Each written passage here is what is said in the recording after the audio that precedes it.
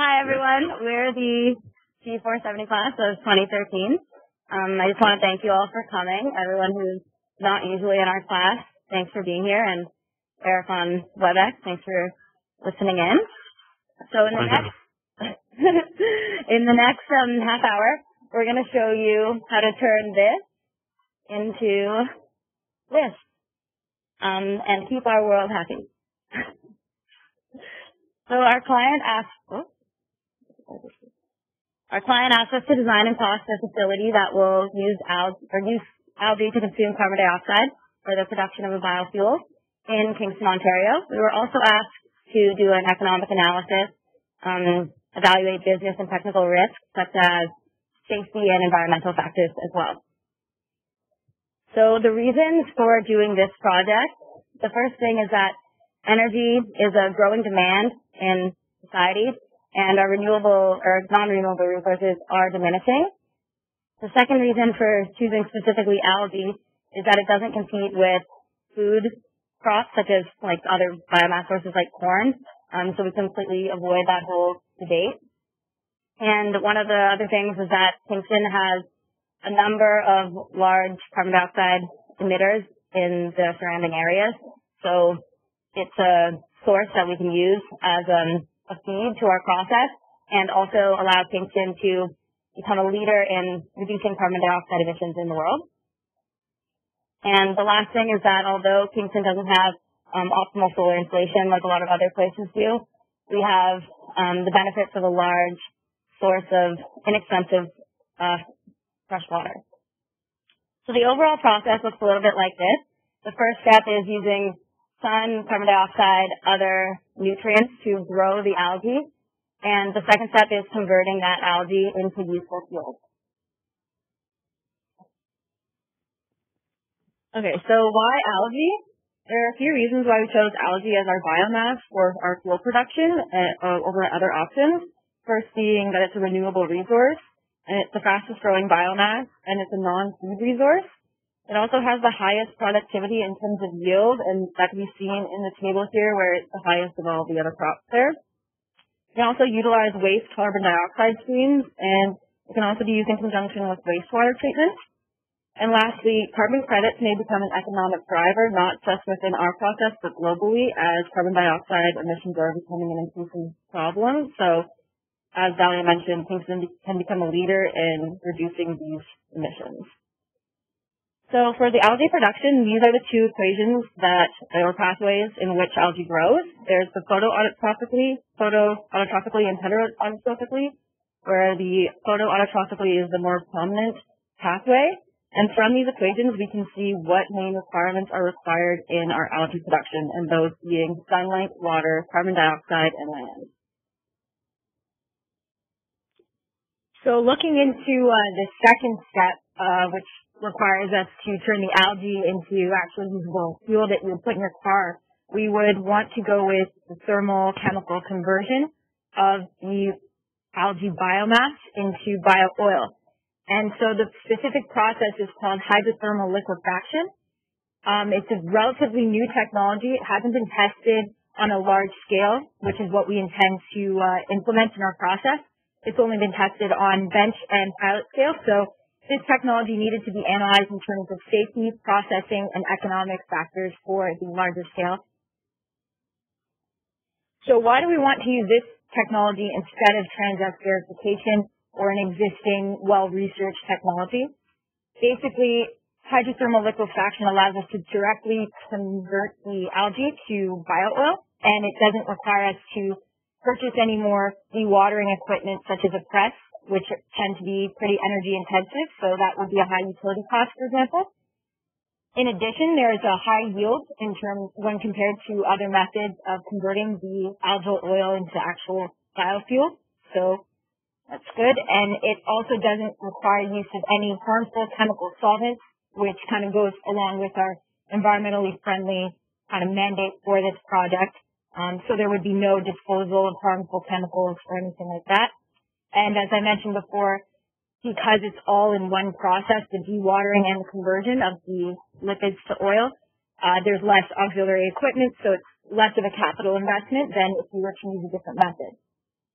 So the main requirement here for the process is energy at high pressure, high temperature. And the overall process, once again, you have your algae growth. Out of that obviously comes algae and some byproducts. You take that algae and then you put it into the HTL or hydrothermal liquefaction part of the process, where you get a whole mess of different kind of products from there. And basically it's a whole bunch of downstream separation until you get the fuel that you'd be able to put in your car, for example.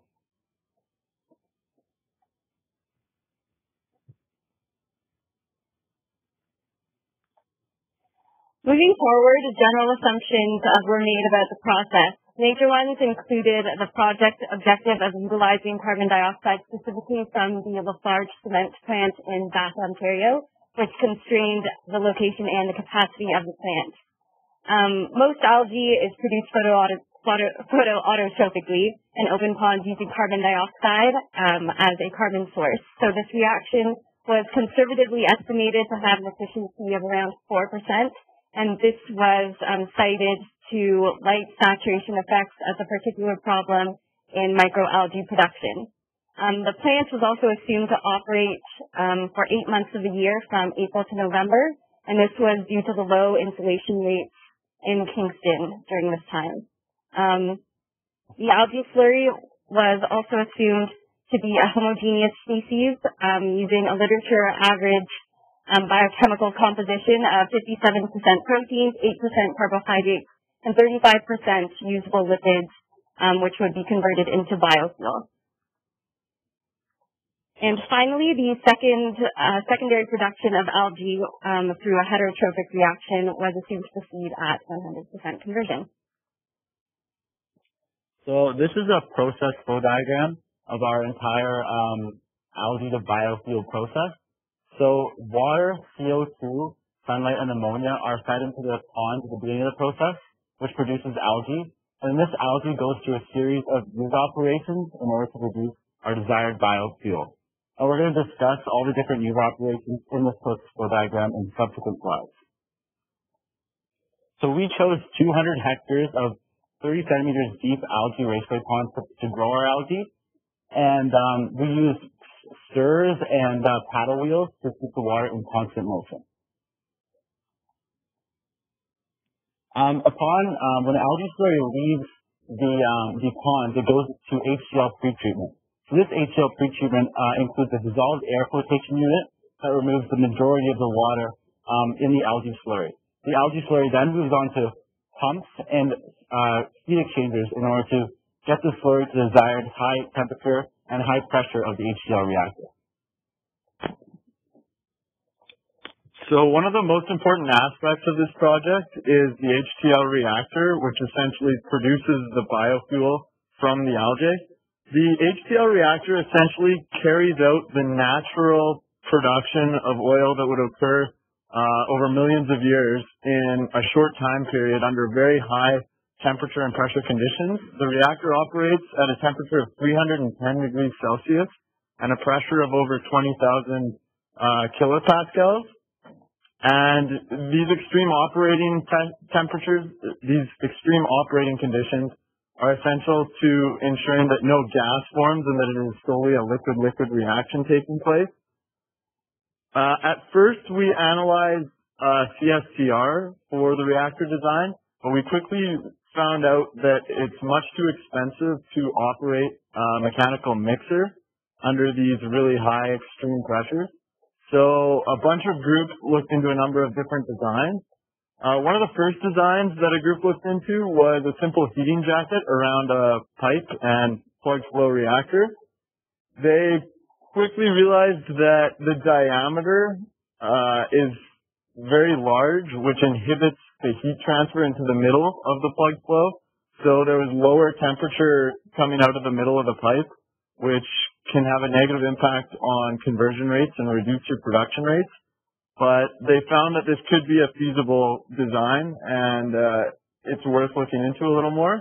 Another unique design that another group came up with was a static mixing design, where essentially a 4-stage heat exchanger achieves static mixing by the tubing bundle configuration.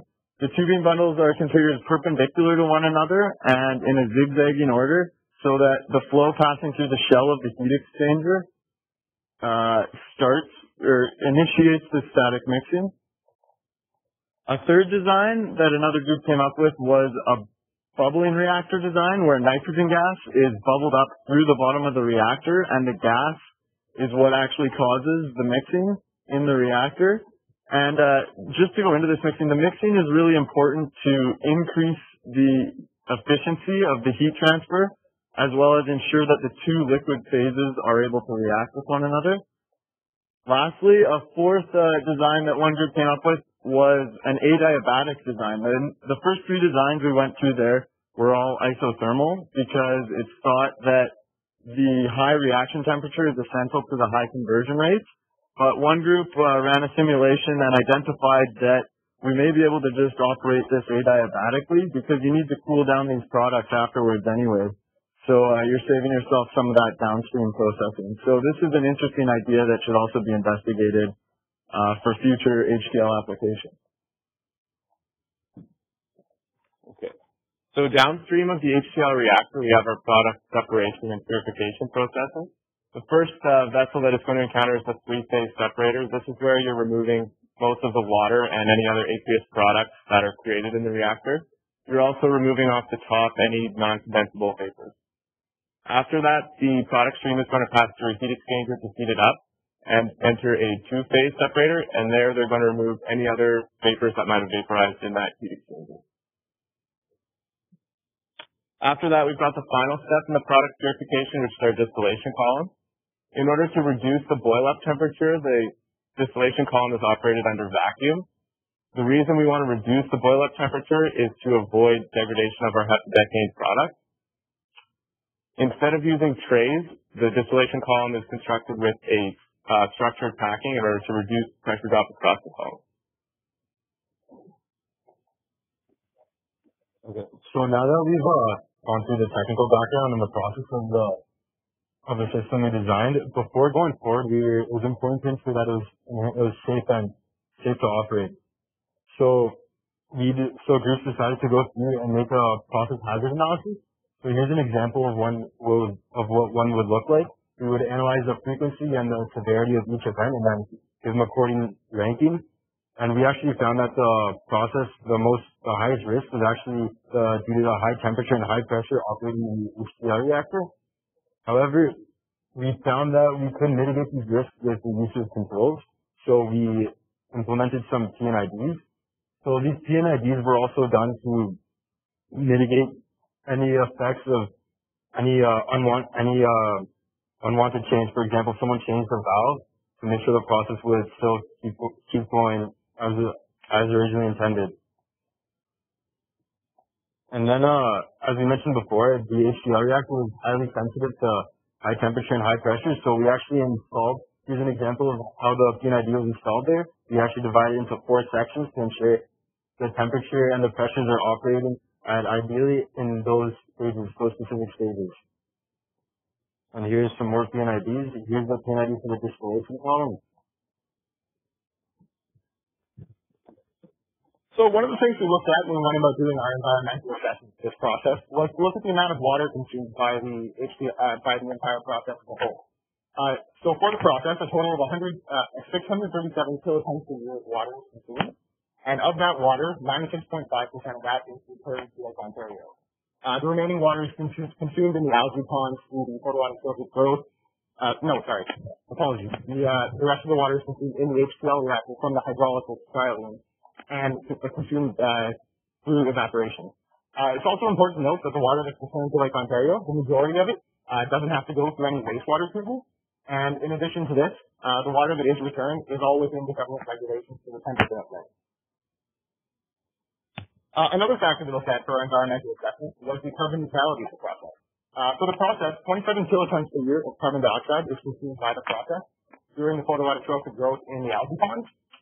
On the other side of things, 2.4 kilotons per year of carbon dioxide was produced by the electricity requirement, and this was calculated by doing a weighted average on different utilities used to generate electricity in Ontario. And furthermore, if we took all of the biofuel produced by this process and combusted it, it would produce approximately 17 kilotons per year of carbon dioxide. So overall, the carbon impact of this is that 7.7 kilotons per year of carbon dioxide is consumed annually from the atmosphere, overall making this a very green process. So after we finished the technical engineering work, we went on to do a financial analysis of the project. And essentially what we found was the total capital expenditure for the project was around $56 million, and the annual operating expenditures is around $14.6 million. And the annual revenue that we see from selling all the biofuel is around $11 million. And unfortunately, our operating income is around negative $3.8 million, and it causes our net present value to be really negative at $84 million.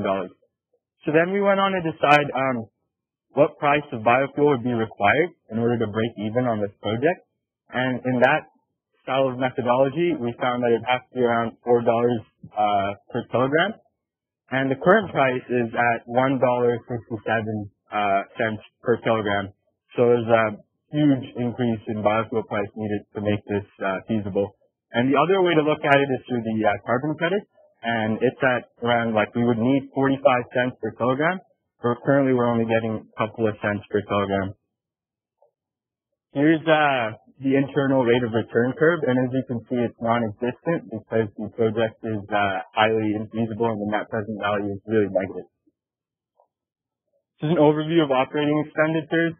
Here we see that maintenance and repairs is taking a huge portion here at 30%. And this is because it's actually tied into our capital cost, which is detailed here. And here, as we see, the algae pond is taking the biggest chunk at 45%. So any future recommendation would be to try and reduce this cost here significantly lower.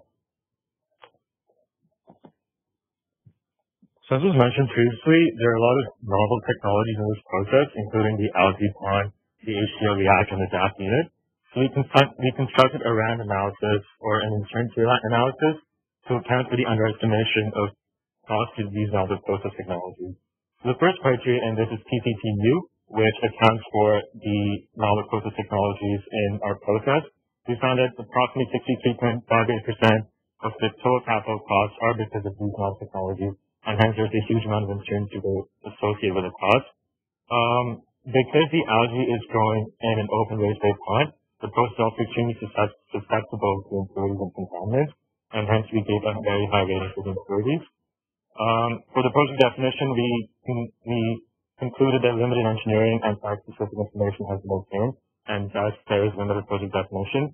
Overall, the random analysis revealed that the actual cost may be 2.2 times greater than the projected cost of such project. The uncertainty is again reflected in our sensitivity analysis, which we constructed in terms of the tornado plot. Again, the project costs are extremely sensitive to the capital cost of the plant, and this is mainly because of the algae ponds that comprise about 45% of the capital cost. The project is also extremely sensitive to sales revenue because, in the end, the biodiesel sales are the essential revenue streams in the process. After that, we conducted a Monte Carlo analysis, which considers hundreds of scenarios to ensure that the probability of the NPV being less or greater than 0 is accounted for. As you can see from this plot, the probability of the NPV being less than 0 is 100% for this project, confirming that at this stage the approach is not economically feasible. Once we had considered the expected scenario, we also constructed a worst-case scenario and a best-case scenario. Optimistically, from the best-case scenario, we see that a positive NPV is possible. This is because we explored the possibility of selling auxiliary products in the process, which includes uric acid. Furthermore, we considered getting government subsidies because of the green nature of the project, and found that doing so would result in a positive NPV. For a worst-case scenario, we applied the random analysis factor of 2.2 on our capital cost, and found that once the capital cost increased by that amount, the NPV results in an extremely negative value of negative $380 million. Another scenario we looked at was the possibility of using quarry at the Lafarge site as a possible pond system for our process. You can see there's a picture here of the quarry here, and it's approximately 20 hectares in area. This is much, much smaller compared to 200 hectares of our proposed design. So we went ahead and scaled down the process a little bit to see how the NPV would go. And scaling down the process actually resulted in a slightly less negative NPV, which suggests that it might be more feasible to run this process at a smaller scale than the one we're currently looking at. However, we did identify a bunch of negative issues with using a quarry site, two of which was the fact that during the springtime there will be runoff, and this could contaminate the algae ponds with unknown contaminants during rain and etc. like that. And secondly, due to the fact that the quarry is below ground level, this will provide shade and may not provide as good photoautotrophic growth as if it were on the surface. I know Anand mentioned a minute ago that we might need the possibility of using government subsidies to fund this project.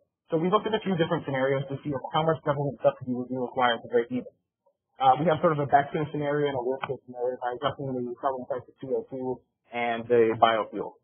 As you can see, in our worst case scenario, the required government subsidy would be around $50 million, which is almost 100% of our estimated capital cost.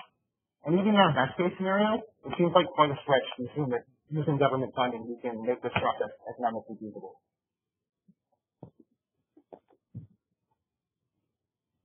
So after all this work, we concluded that the project at this stage is not economically feasible because of the extremely negative NPV. However, the best case scenario reveals that there is a possibility of the project being feasible if a couple of other revenue streams are explored, including oleic acid as well as pharmaceutical products that may be extracted from the algae. If the pharmaceutical side is explored, it is important to mention that the algae has to be processed upstream of the process. The pharmaceutical products have to be extracted, and then the algae can be exposed to the HTL reactors to obtain biofuel. You can also explore possibly getting government subsidies to partially fund the project. And because of the high uncertainty related to the algae pond as well as the DAF units, further research must be conducted to obtain more accurate capital estimates for these units. Alright, so where do we go from here? There are some overriding assumptions that we made at the beginning of this project that define much of the process for us, and a few of these will need to be investigated further in the future. First of all, the location. We have assumed a location in Kingston, which we have, through the economic analysis, have shown is not ideal for this process. So it would be good if we can identify a location in the world that we can balance availability of water as we have in Kingston, but with much higher sunlight during the year for the algae growth. The second point is the algae ponds themselves.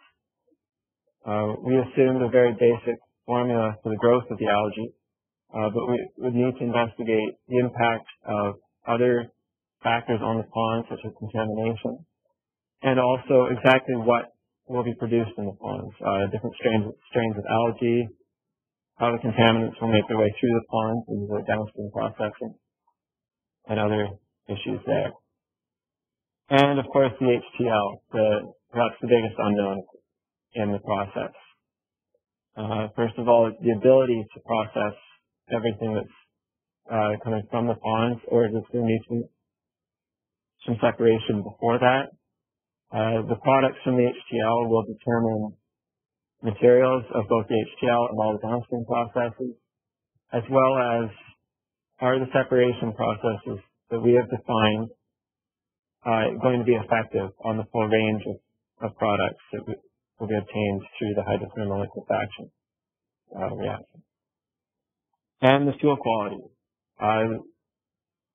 We need to ensure that the biofuel obtained from this process can pass the CBSD standards to be sold at the pumps, and if not, further refining will be necessary before the product can be sold.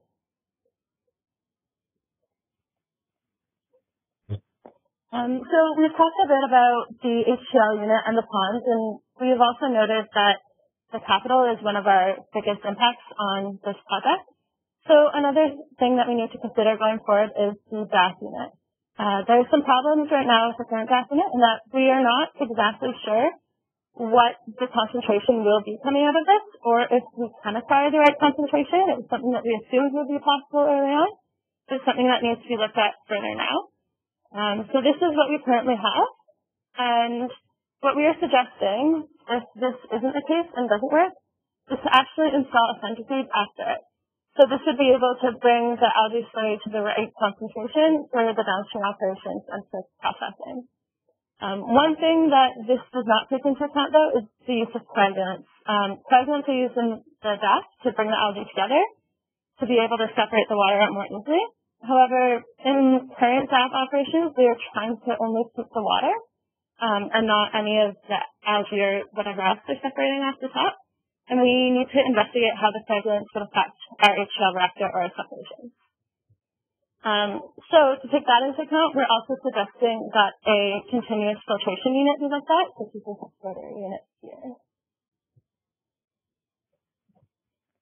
So there are a couple of remaining social and environmental issues that were posed by Lafarge from the beginning that we also looked into. So the first one is if groundwater contamination might be an issue in the project. And the short answer for this is it's possible. So we're in a highly susceptible, highly sensitive area where the plant is going to be located. So it's important to consider the fact that there's a lot of low-lying wells, and we can really damage the community here. So there are several things that could become potential contaminants. There may be toxins from the algae. There's the ammonia and the carbon dioxide going into the water, and then also for these mystery products we're not sure about. Right now, we're considering clay lining for the ponds, and we're assuming that this will be sufficient, but definitely further research is going to be needed to make sure that will work. With any chemical plant, the odor can be an issue. So with algae ponds, they're going to have an earthy odor, which shouldn't be a big deal. However, in small-scale lab reactions, there have been negative odors with the HTL reaction, and that's definitely something that's going to have to be considered going forward. What's this going to do for mosquitoes and wildlife in the area? The introduction of ponds, obviously we need to think about mosquitoes, but due to the constant flow and the paddle wheels, we're not having stagnant water here, and it therefore shouldn't be a big issue. It should be considered during shutdown of the process, though, to make sure the water isn't stagnant. We're not introducing this. It might be a bigger issue, though, to wildlife such as frogs and birds who may be attracted by this earthy algae smell. And this can be a problem both to them and to us. If they get kind of trapped into the paddle wheel, the mechanical mixing. Unless they're really high protein content, we probably don't want them going through our process.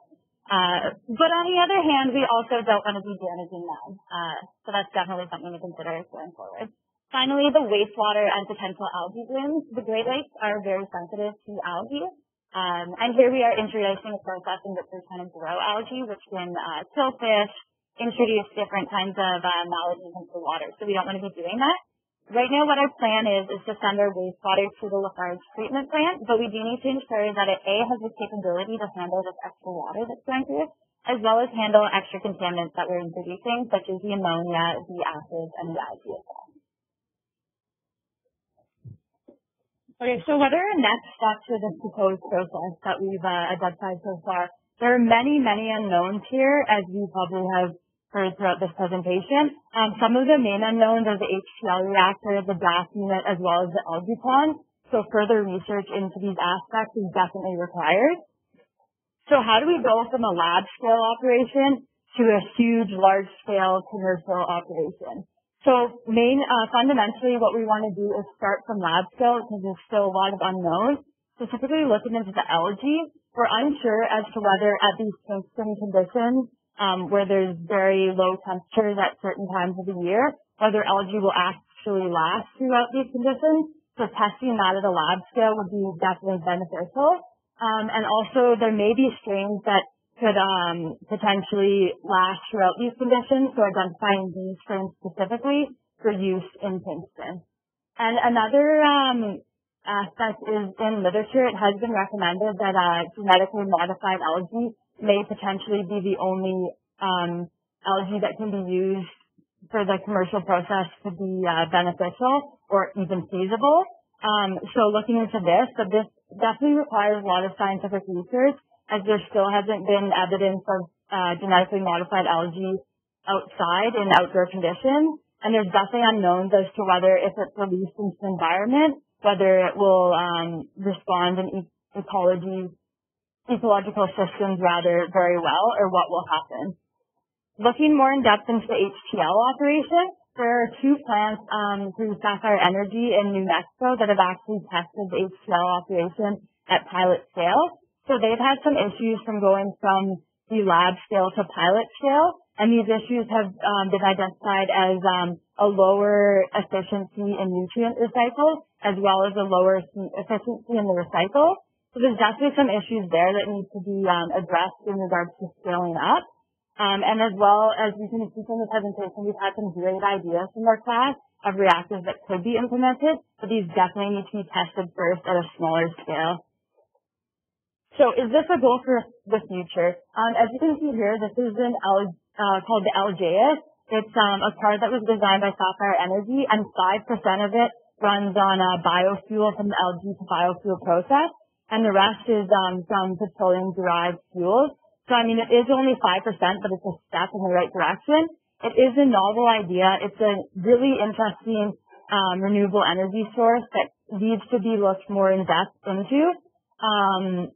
I think I can speak for all of us that this has been an incredible experience, and we've learned so many engineering skills that we're going to relate to our future careers no matter what we do. We'd like to thank you, Eric, for all your help and your idea for this process. It's been a great project. As well, we'd like to thank James and Dave for all your amazing motivation, all your great humor, your optimism throughout this. We really couldn't have got through without you guys, and it's been a great experience. So thank you for coming to our presentation, and we'd like to ask if there are any questions. Thank you.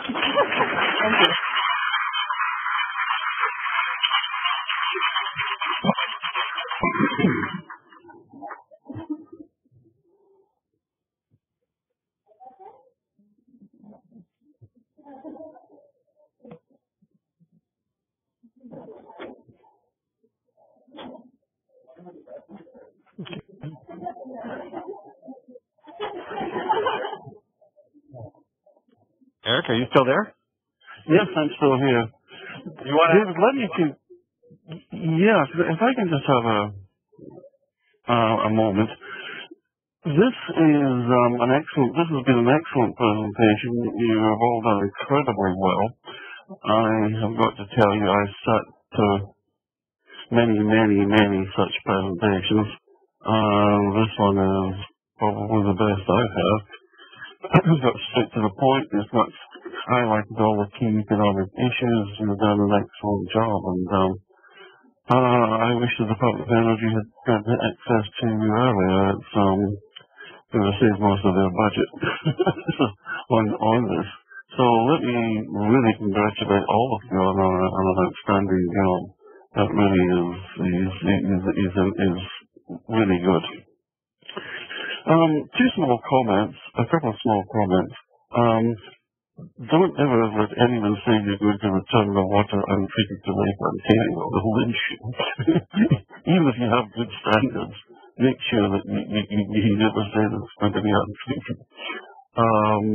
It's just one of these political sensitivity things that we encounter.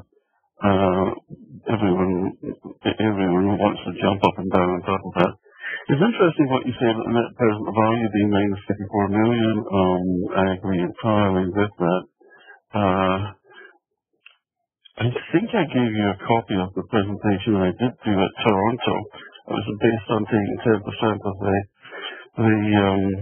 the US production, and it came out very high negative net present value. But the interesting thing about that, and this may or may not apply to Canada, the entire net present value of minus, I can't remember what it was now, $12 billion to make 10% of the US's supply.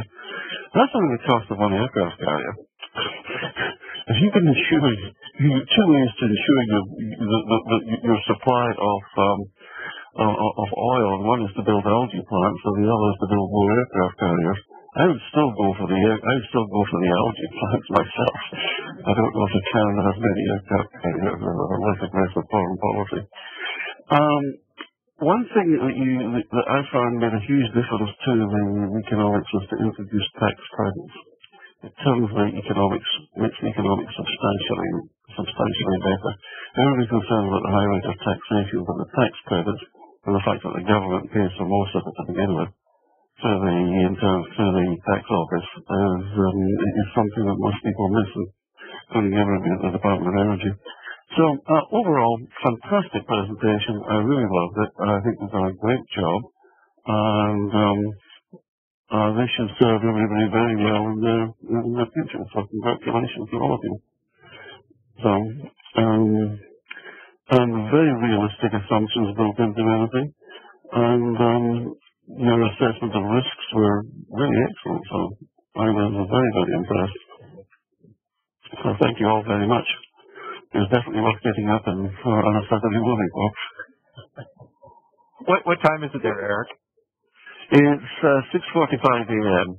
Oh, not too bad. That's not too bad. What time they went to bed? Yes. Do we have any more questions from our guests or from the class or anybody?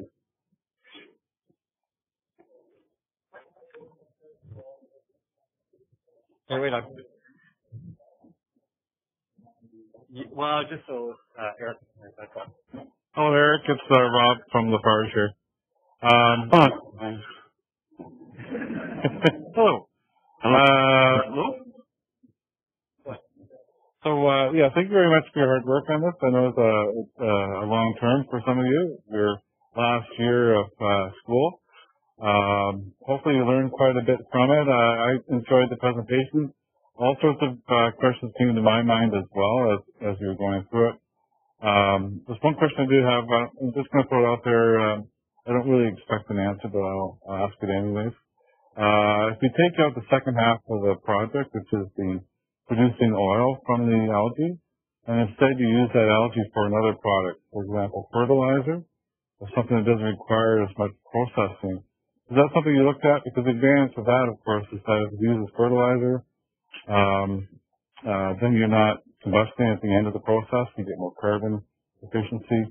And I believe that's what Pond Biofuel, which is a company in Ontario, is looking at. They are not actually going to use their product for fuel. They're going to use it for fertilizer. And I'm wondering what your cost would be if you took out that back end of the process, but maybe you'd have to still filter it and there'd be some processing. Do you have any sense of what the cost would look like in that case?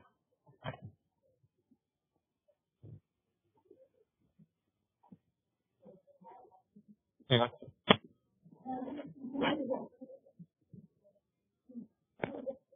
Yeah, so we considered removing the back end of the process completely, and there's two options. One is the fertilizer that you mentioned. Also, pharmaceutical products, because we saw that some of the pharmaceutical products like recycled algae, they go up to 250 kilograms per $250 per kilogram, and obviously we're not going to extract as much fuel as we would extract pharmaceutical products, but given the value, that does make the process economically feasible. At this stage, the algae used in those processes are genetically modified. And as Fiona mentioned, and some of the other members, a lot of legislation has to be passed before we can use GMO algae for large-scale processes and recycle that algae back in the wastewater. So it's just something we consider at this stage, but for the future, it's definitely a possible. Just one more thing. We also found that the ponds was actually the majority of the capital cost. I don't know if you 45% of the capital cost is just the ponds. I mean, just pretty much just one operation is about half the cost.